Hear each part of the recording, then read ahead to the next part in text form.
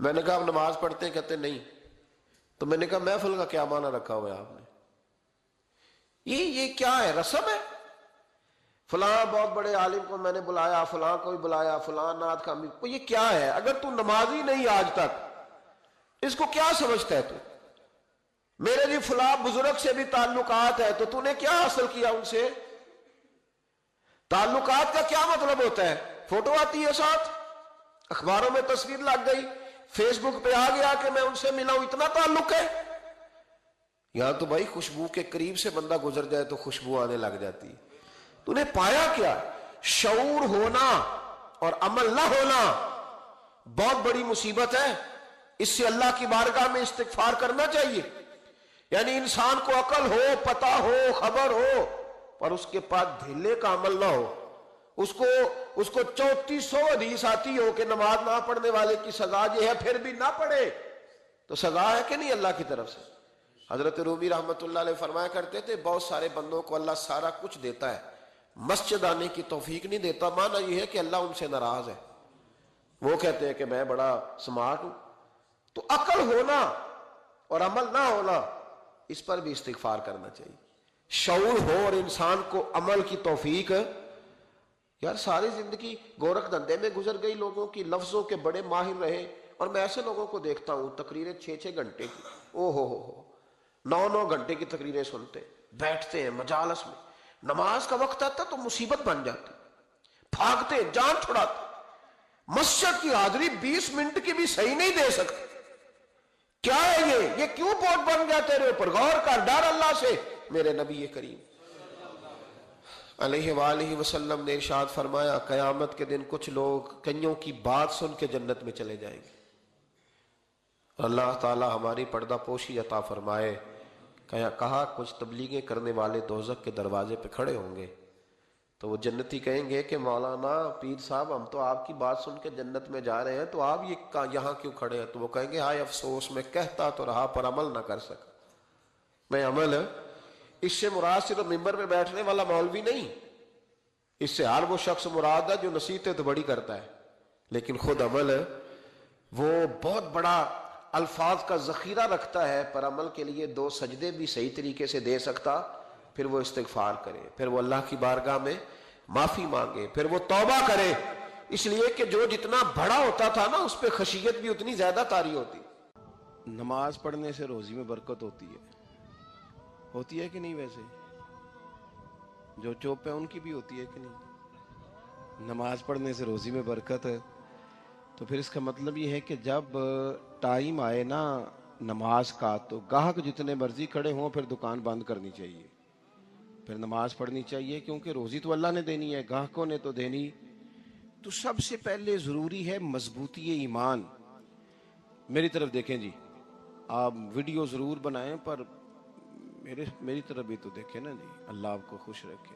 Mobile اللہ تو مہنگے دے وے پر ساری دیڑی یہ کام تری نہ کروں. آپ بنائیں ضرور، میں ویڈیو بنانے سے منع نہیں کرتا، سارے بنائیں بے شک، پر دیکھیں میری طرف، میری بات پر غور کریں. دوستو مضبوطی ایمان، توکل، اللہ کی ذات پر بھروسہ. آپ کبھی میدان کربلا کا پورا نقشہ اپنے سامنے رکھیں نا، پورا نقشہ. 2 چیزیں ہیں. امام حسین کو نظر آ رہا ہے اب شہادت ہو جائے گی، اتنی بڑی فوج آئی ہے، خدا کی حکمت کے تقاضے سمجھ میں آ رہے ہیں، حالات کیا ہوں گے سمجھ آ رہی، پر ایک لمحے کے لیے بھی ان کا توکل کمزور نہیں ہوا. اپنے رب پر جو مضبوط بھروسہ ہے، مضبوط. سیدہ طیبہ طاہرہ حضرت فاطمہ الزہرا رضی اللہ تعالی عنہا نا اونٹ کے بالوں کی بنی ہوئی چادر اوڑھ کر چکی پیس رہی تھی. یہاں بیویاں بڑا روتی ہیں، غریبی بڑی ہے، بڑی غریبی ہے. حالانکہ اب کون بندہ پیبند والے کپڑے پہنتا ہے جی، دور ہی گزر گیا. اب تو بڑی مشکل سے وہ لوگ ملتے ہیں جو جوتا ٹوٹ جائے تو گانٹھ کے پہنے، ورنہ تو نئے جوتے آ جاتے ہیں. حضرت سیدہ پاک اونٹ کے بالوں کی بنی ہوئی چادر اوڑھ کے چکی پیس رہی تھی. نبی پاک صلی اللہ علیہ وسلم نے دیکھا، آنکھوں میں آنسو ضرور آئے پر محبوب نے فرمایا فاطمہ دنیا میں تھوڑی سی تکلیف برداشت کرو، قیامت کی ساری عزتیں اللہ آپ کو ہی عطا فرمائے گا۔ تو توکل کی مضبوطی، اللہ کی ذات پر بھروسہ، اپنے رب کریم کے ساتھ امیدوں کا وابستہ کرنا، اس سے مضبوطی آئے گی۔ دوسرا فرمایا وَعَمِلُوا الصَّالِحَاتِ، بہترین عمل کیا جائے زندگی میں، نیک اعمال کیے جائے، وقت ضائع نہ کیا جائے، ہر وقت کوئی نہ کوئی کام بندہ کرتا رہے۔ یہاں بہت سارے لوگ ہیں جن کو لوگ نیک کہنا شروع کر دیتے ہیں نا، وہ سمجھ لیتے ہیں شاید ہم سچی مچی نیک ہیں۔ لوگ جو کہتے ہیں حضرت صاحب قبلہ، پیر صاحب قبلہ، میں یہ طالب علموں کو، دوستوں کو، بلکہ اپنے آپ کو بھی کئی دفعہ کہتا رہتا ہوں، اپنے آپ کو سمجھاتا ہوں کہ یہ لوگ تجھے کہہ رہے ہیں حضرت صاحب، تو اپنے آپ سے پوچھنا، اپنے رب سے پوچھ۔ کبھی موقع ملے تو اپنی گریبان میں جھانک، غور کر کے تیری کیفیت کیا ہے، تنہائی میں تیرا دل اللہ سے جڑتا ہے کہ نہیں، عبادت میں دل لگتا ہے کہ نہیں، خدا کا خوف دل میں رہتا ہے کہ نہیں، غریب کی محبت، عزیزوں قربت والوں کا احساس طبیعت میں موجود رہتا ہے کہ نہیں۔ ویسے تو میرا مطلب ہے، لوگ کہہ دیتے ہیں حاجی صاحب آپ بڑے سخی ہیں، تو اس سے تو نہیں نا بندے نے سخی ہونا، سخی تو تب ہونا ہے جب اللہ کی بارگاہ میں مقبول ہوگا۔ اعمال صالحہ، نیک کام، اور وہ کرتا رہے بندہ، کوئی بھی کام اسے نیکی کا مل جائے نا۔ دیکھو نبی پاک صلی اللہ تعالی علیہ وسلم نے فرمایا نیکی کو کبھی حقیر نہیں سمجھنا،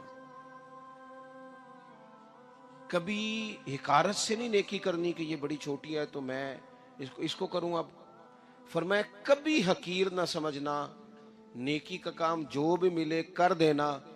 فرمایا اگر بھائی سے مسکرا کے ملو گے بھی نا تو اس پر بھی اللہ تمہیں صدقے کا ثواب عطا کرے گا۔ ہم تو اس دین سے کے ماننے والے ہیں جو کہتا ہے تو گلی سے روڑا اٹھا دے، کانٹا اٹھا دے، کسی کی تکلیف دور کر دے، کسی پر گنجائش کر دے، کسی کے لیے آسانی کر دے، جو بھی خیر کا کام میسر آئے پورے دن میں اسے چھوڑے نہیں۔ صبح گھر سے نکلیں، وہ ایک صحابی تھے، غالباً تابعی تھے، تو بازار جاتے اپنے غلام کے ساتھ تو سارا بازار گھوم کے واپس آ گئے۔ خادم نے کہا جناب کو نہ کوئی خریدا نہ کچھ بیچا، تو آپ سارا بازار گھوم کے آ گئے۔ فرمانے لگے تیرا کیا خیال ہے؟ میں نے کچھ بھی نہیں کیا۔ کہا جناب پھر کیا کیا ہے؟ فرمانے لگے تم نے دیکھا جو بندہ بھی گزرا ہے میں نے اس کو کہا السلام علیکم، تو کتنی کو نیکیاں میں جمع کر کے آ گیا ہوں۔ کوئی خیر جو میسر آئے، ہم سمجھتے ہیں کہ شاید کوئی کروڑ کو روپیہ ہوگا تو پوری مسجد بناؤں گا تو پھر میں نے نیکی کر دی ہے، شاید جناب میں، حالانکہ یہ چھوٹے چھوٹے کام ہیں نا، چھوٹے چھوٹے کام، ان کی تو زیادہ ضرورت ہوتی ہے، ان کی تو زیادہ حاجت ہوتی ہے۔ کوئی آپ رستے میں گزر رہے ہیں تو نیچے کوئی کھڈا بنا ہوا ہے تو اس پر ہم کیا کرتے ہیں، گاڑی میں بیٹھ کے تبصرہ کرتے ہیں اے روڈ کھورے کدو بننا ہے۔ بھئی یہ کھڈا ہے نا تو آپ نیچے اترے نا، تو آپ دھابڑا لیں نا، کئی پکڑے نا، یہ تو 5 منٹ کا کام ہے، یہاں آسانی کر دیں نا، آپ اس میں گنجائش کر دیں۔ حضور سید عالم علیہ السلام نے فرمایا، امام راضی نے حدیث لکھی ہے، قیامت کے دن ایک بندے کو اللہ معاف کرے گا تو مالک وہ بندہ عرض کرے گا یا اللہ میں تو بڑا گناہگار ہوں، کس وجہ سے معافی ہوئی؟ فرمایا رات کے وقت تو گزر رہا تھا، تیرے پیر سے روڑا ٹکرایا تھا، تو نے اٹھایا ادھر ادھر دیکھ کے کہ کوئی اللہ کے کسی بندے کو تکلیف نہ ہو جائے۔ کہا مالک ہو وہ تو میں نے زمانہ بیت گیا، کوئی اتنی بڑی بات بھی نہیں سمجھی۔ تو رب کریم نے فرمایا تو رات کے اندھیروں میں بھی میرے بندوں کا خیال رکھتا تھا تو میں تیرا خیال نہ کروں؟ کوئی عمل ہمارے ہاں لوگ کوئی کام نہیں کرتے، بالکل نہیں، کوئی کام نہیں، نہ بڑے نہ چھوٹے نہ سمجھدار نہ ان پڑھ، کچھ بھی نہیں، نشستن گفتن برخاستن، بیٹھو راج کے گپے مارو، تبصرے کرو فلانا کچھ نہیں کر رہا، فلانا کچھ نہیں کر رہا، اس کے بعد اٹھ کے چلے جاؤ۔ کچھ کریں، وَعَمِلُوا الصَّالِحَاتِ، نیکیاں جمع کریں زندگی میں، خزانہ بنائیں، خزانہ، اپنی ڈیوٹیاں اپنی ذمہ داریاں پوری کریں، ہر وقت کام، ہر وقت ذمہ داری، ہر وقت ڈیوٹی۔ دیکھیں نا امام حسن اور حسین، ان کی آپ کبھی زندگی کا مطالعہ کریں، فرض نماز کے علاوہ 100 رکعت نماز نفل روز پڑھنی ہے، پتہ کرنا ہے غریب کہاں کہاں ہیں، ان کا خیال رکھنا ہے، اور نیرے پیسے نہیں دینے۔ ہمارے لوگ غریبوں کو پیسے ضرور دیتے ہیں، عزت نہیں دیتے، ان کو 4 پیسے کی مدد ضرور کر دیتے ہیں، پر عزت نفس کا خیال نہیں رکھتے۔ امام زین العابدین رضی اللہ تعالیٰ عنہ فرماتے ہیں، گزر رہے تھے، آپ دیکھیں نا، امام غزالی حدیث لائے ہیں کہ بندہ اور کچھ نہ کرے، کسی مومن کا دل راضی کر دے تو اللہ 60 سال کی نفلی عبادت کا ثواب عطا کرتا ہے۔ دل بدستاور کے حج اکبر است، از ہزارہ کعبہ یک دل بہتر است۔ کسی کا دل خوش کر دینا، اس کو راحت دے دینا، اس کو قرار دے دینا، اس کے لیے کوئی ایسا سامان کر دینا کہ بندہ مطمئن ہو جائے، سکون ہو جائے۔ یہ ہمارے ہاں جو لوگ ہوتے ہیں نا، سرکاری ملازمین، ڈیوٹیوں والے، ان کی طبیعتوں میں تلخی ہوتی ہے۔ یہ اگر صرف پیار کرنے لگ جائے نا، میں کچھ میڈیکل سے وابستہ لوگ میرے احباب میں سے ہیں، تو میں ان سے کہتا ہوں کہ شفا تو اللہ نے دینی ہے، چلو تم دوائی تو آج کے دیا کرو نا، تم آنے والے کی بات تو توجہ سے سنو۔ وہ بیچارہ اپنی بات، ہمارے ایک بزرگ تھے تو تعویذ لکھا کرتے تھے، بڑے عالم تھے، مجھے کچھ تھوڑی سی نا میرے دل میں ان کے بارے میں خفگی رہتی تھی کہ آپ اتنے بڑے عالم ہیں، آپ کتاب لکھیں، آپ تعویذ لکھ رہے ہیں، اور پھر لوگوں نے کمائی کرنی ہوتی ہے، آپ تو مفت دیتے ہیں سارا کچھ، اتنی لمبی ڈیوٹی، سارا دن بیٹھے رہتے ہیں آپ اور لکھتے تعویذ ہیں، پڑھائیں آپ۔ میں نے ایک دن ان سے گزارش کی، میں نے کہا شیخ آپ بڑے آدمی ہیں، جن لوگوں کو اللہ نے رسوخ فی العلم عطا فرمایا ہوتا ہے ان میں سے آپ، اللہ نے آپ کو پختگی دی ہے، علم میں شعوری عالم میں، آپ سارا دن تعویذ۔ فرمانے لگے یار میں تعویذ نہیں لکھتا، اصل مسئلہ یہ ہے کہ جو تعویذ لینے آتا ہے وہ اپنا سارا دکھ سناتا ہے، تو میں تعویذ نہیں لکھتا، میں نا بس لوگوں کے کلیجے ٹھنڈے کرتا ہوں۔ میں کسی کا، اب تو بچوں کے پاس ٹائم ہی نہیں، وہ تو ابا کا دکھ نہیں سنتے، بالکل نہیں، وہ تو ڈھونڈتے ہیں کوئی کونا ملے تو جا کے موبائل دیکھے، وہ تو بیٹھتے ہی نہیں۔ اماں کہہ رہی ہوتی ہے کہ پتر کو 10 منٹ میرے پاس بھی بیٹھا کر، لیکن پتر مصروف بڑا ہے، ویڈیو چڑھانی ہے اس نے، ٹک ٹاک بنانا ہے اس نے، نئی تصویر چڑھانی ہے۔ ہم الجھ گئے، یہ چیزیں انسان کو نفسیاتی طور پر کمزور کر دیتی ہیں۔ جو لوگ زیادہ یہ کام کرتے ہیں ان کے حافظے کمزور ہو جاتے ہیں، وہ الجھ جاتے ہیں، انہیں پتہ نہیں ہوتا رات میں نے کیا کہا تھا، صبح میں کیا کہہ رہا ہوں۔ ہر وقت نہیں، ضرورت کے وقت، ہر ٹائم نہیں، مخصوص اوقات میں۔ حضرت امام زین العابدین رضی اللہ تعالیٰ عنہ فرمانے لگے، ہم گزر رہے تھے، امام حسین ساتھ تھے، تو رستے میں نا کچھ غربا، غریب لوگ بیٹھ کے کھانا کھا رہے تھے، کہتے ہیں ہماری ان پر نظر، اذان پڑھی جاتی ہے مسجدوں میں 5 وقت الحمدللہ۔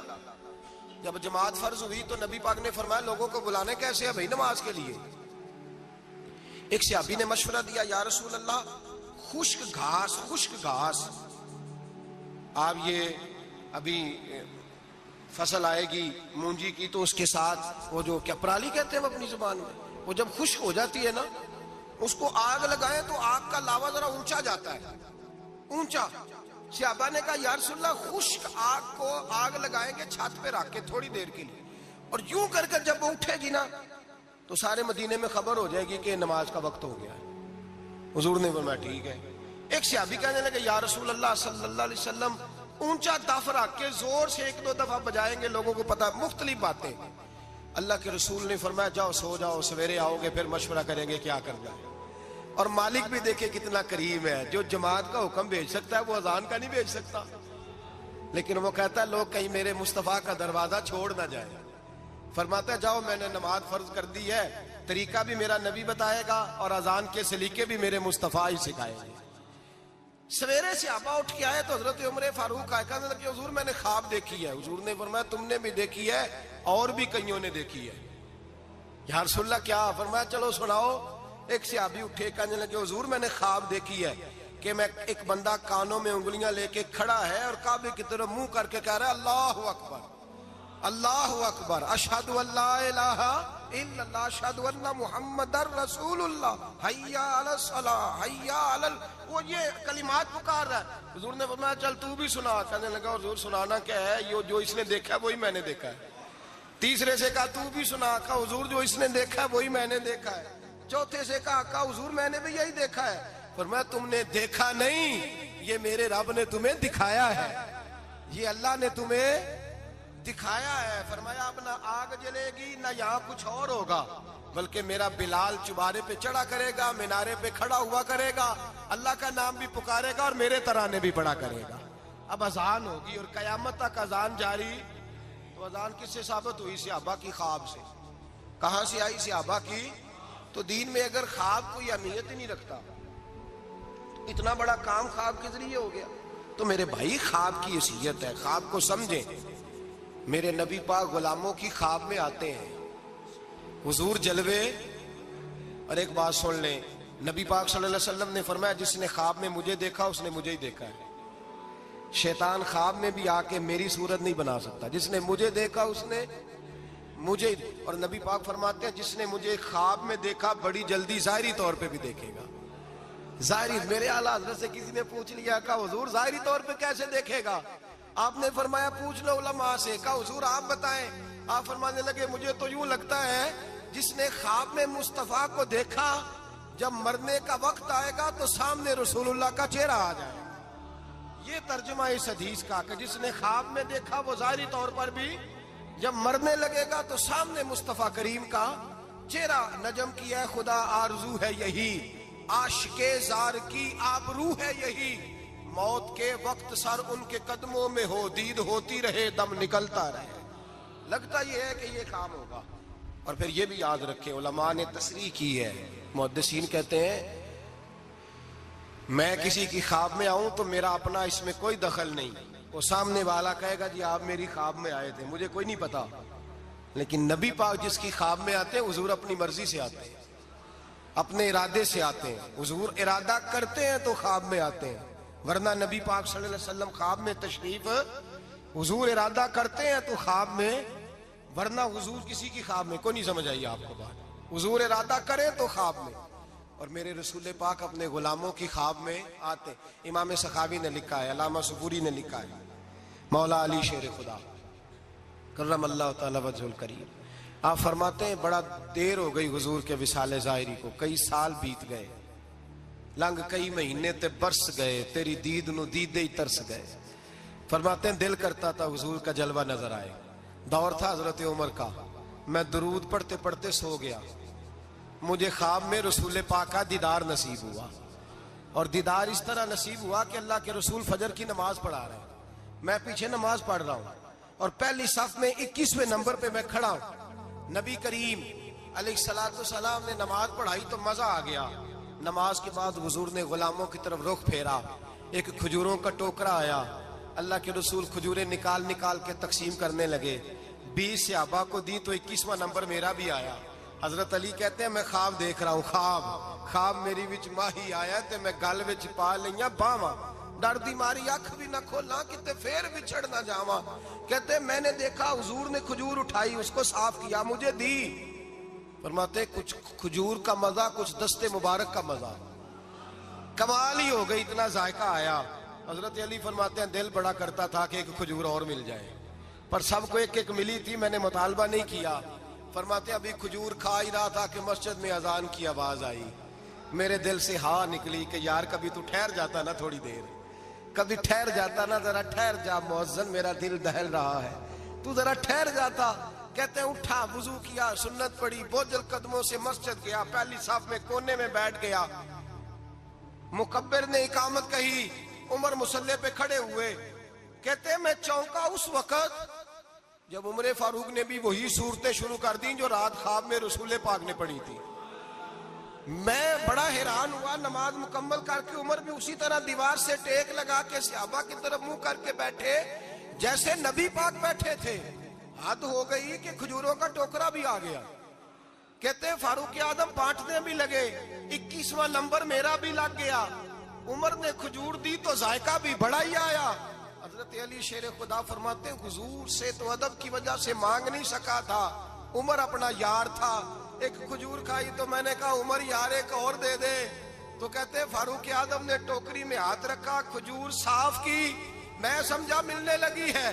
عمر نے صاف کر کے اٹھا کے دوسرے صحابی کو دے کے کہنے لگی علی چپ کر یار، اگر رات کو نبی پاک سے دوسری مانگتا تو میں بھی سویرے تجھے دوسری دے دے۔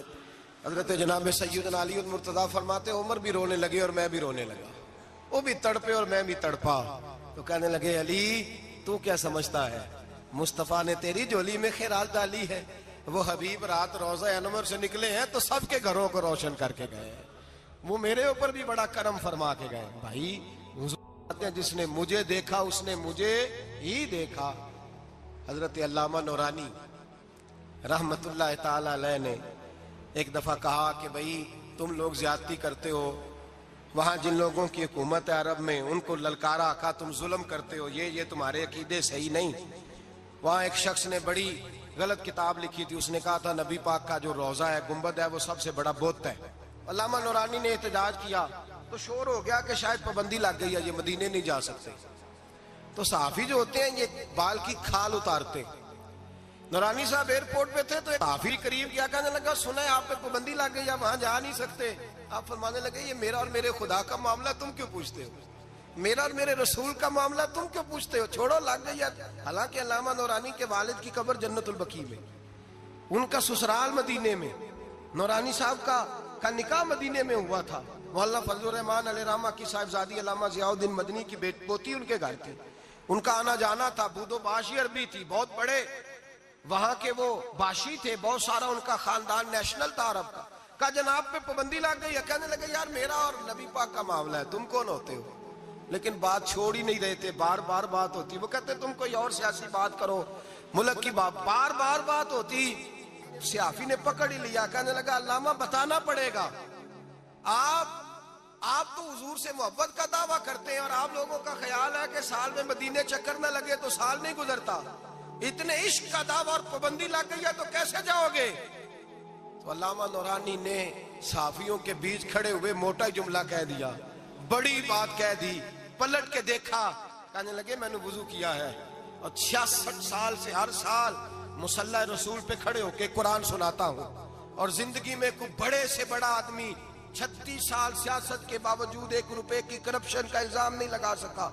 میں کرائے کے مکان میں رہ کے وقت گزارنے والا شخص ہوں، میں فقیر مصطفیٰ ہوں، تم کیوں اس طرح کے سوال کرتے ہو؟ کہنے لگے مولانا بتائیں، پھر بتاتے کیوں نہیں؟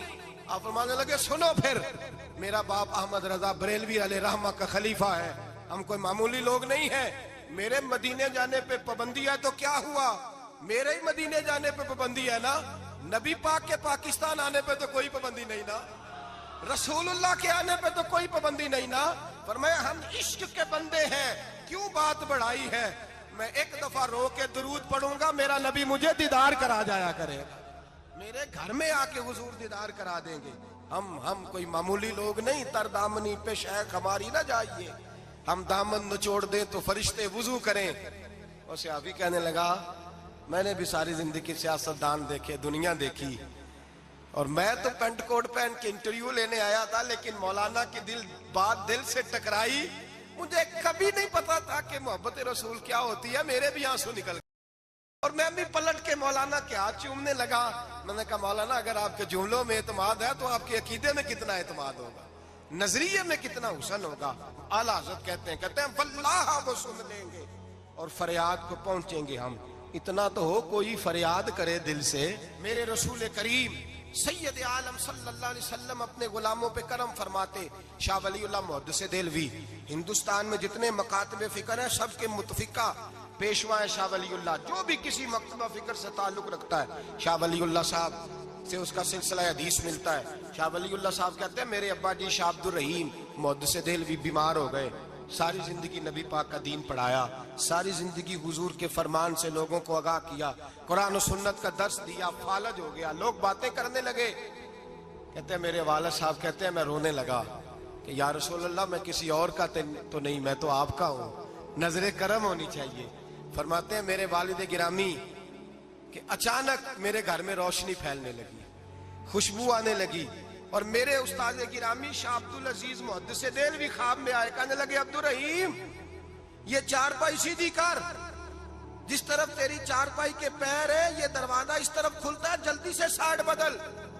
کہتے ہیں میں نے فٹافٹ शागिर्दों से कहा, साइड बदल दी। मैंने कहा उस्ताद जी क्या होने लगा है? कहने लगे तेरे घर में रसूलुल्लाह तशरीफ ला रहे हैं, नबी पाक की जलवा फरमाई का वक्त है।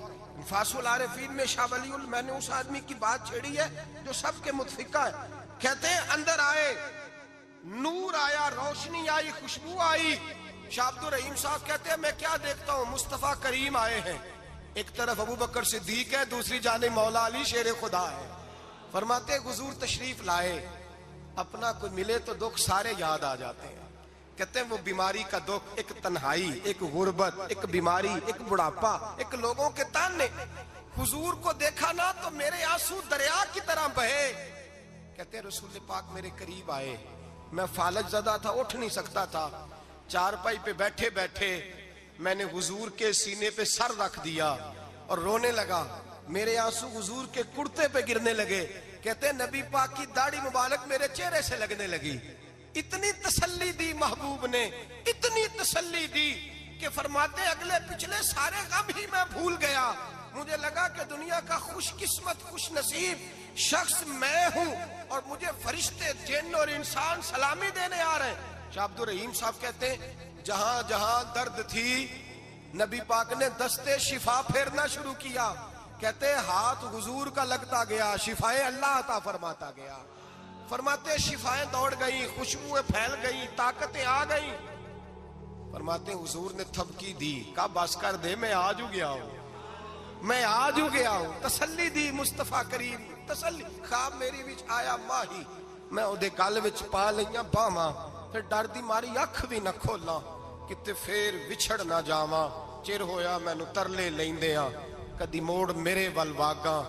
ख्वाब मेरी विच एक बार जे आवे, मैं सारी उम्र ना जागा। कहा नबी पाक बस करना, आज हो गया हूं। कहते मेरा दिल किया कि हुजूर जा रहे हैं तो कोई तोहफा ही अता कर दे। और फिर दिल किया कि कभी हुजूर अपनी दाढ़ी के 2 बाल मुबारक, मुंह मुबारक दे दे तो मेरे नसीब चमक जाए। कहते मेरे दिल में ख्याल था, कुर्बान जाऊं मेरे रसूल पाक ने यूं दाढ़ी पे हाथ फेरा और 2 मुंह मुबारक उतारे। फरमाया चल यार फिक्र न कर, तू रख ले। कहते हुजूर ने मुझे दिए। अल्लाह के हबीब जाने लगे, दरवाजे तक पहुंचे तो मैंने अपनी चारपाई को टटोला तो बाल ही नहीं। मेरे दिल में ख्याल आया मुंह मुबारक कहां गए?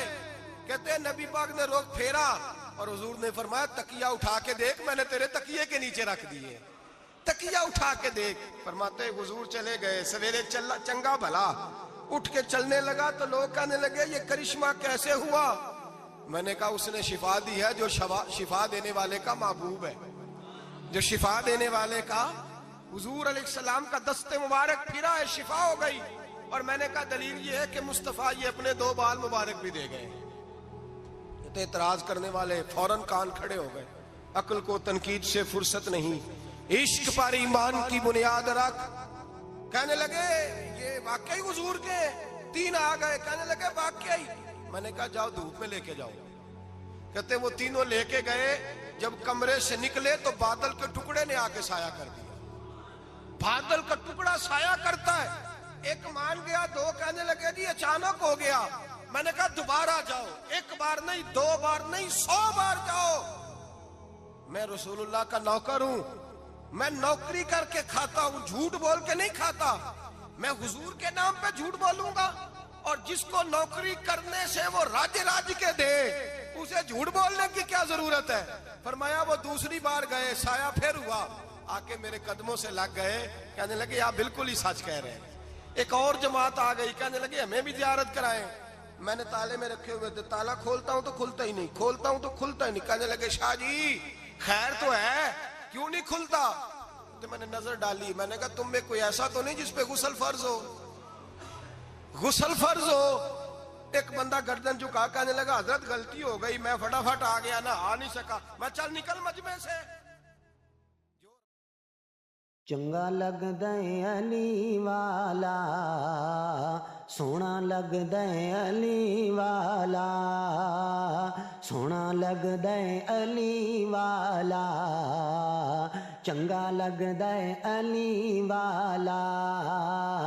علی والا والا علی والا چنگا لگدا ہے علی والا سونا لگدا ہے علی والا کسے بھی میدان چو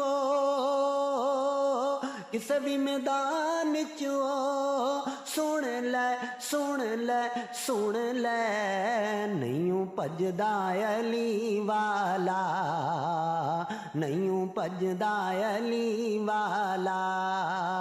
قرآن مجید فرقان حمید میں اللہ تبارک و تعالی نے فرمایا ہے اپنے بندوں کو اپنی عبادت کی طرف توجہ دلائی،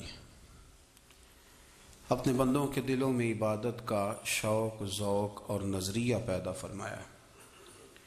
فرمایا یا ایھا الناس اعبدوا ربکم الذی خلقکم، اے ایمان والو، اے لوگو، اپنے اس رب کی عبادت کرو جس نے تمہیں پیدا کیا ہے، والذین من قبلکم، اور ان لوگوں کو بھی پیدا کیا ہے جو تم سے پہلے تھے۔ تمہیں عبادت کا نفع یہ ملے گا لعلکم تتقون، کہ تم پرہیزگار ہو جاؤ گے۔ عبادت اس لیے کرو کہ اللہ نے تمہیں پیدا کیا ہے، اور اس لیے کہ تم سے پہلے لوگوں کو بھی اللہ نے پیدا کیا ہے۔ اور پھر ارشاد فرمایا کہ الذی جعل لکم الارض فراشا، وہی رب ہے جس نے تمہارے لیے زمین کو فرش بنایا ہے، والسماء بناء، اور آسمان کو چھت بنایا، وانزل من السماء ماء فاخرج به من الثمرات رزقا لکم، زمین کو فرش بنایا، آسمان کو چھت بنایا، پھر آسمان سے پانی برسایا جس کے ذریعے پھل نکالے، اور وہ بھی کسی اور کے لیے نہیں، رزق لکم، تمہارے رزق کے لیے، وہ بھی تمہارے رزق کے لیے۔ یہ ساری نعمتیں تمہیں دی ہیں، اب فلا تجعلوا للہ اندادا، اب تم اللہ کے ساتھ کسی کو شریک نہ بناؤ، وانتم تعلمون، اور تم جانتے بھی ہو، تمہیں خبر بھی، تمہیں پتہ ہے کہ عبادت اللہ کی کرنی چاہیے، تمہیں پتہ ہے کہ نماز پڑھنی چاہیے، تم جانتے ہو کہ نوافل ادا کرنی چاہیے، تمہیں پتہ ہے کہ سجدے آنکھیں بند کر کے جھوٹ کی زندگی جی کے، اپنے ساتھ بددیانتی کر کے، دھوکہ دے کے، اپنے آپ کو دائیں بائیں، اپنے آپ کو کہیں مصروف رکھ کے کچھ وقت ضائع تو کر لیتے ہو، پر تمہیں پتہ تو ہے نا کہ عبادت اللہ کی کرنی، تمہیں اس کی خبر ہے۔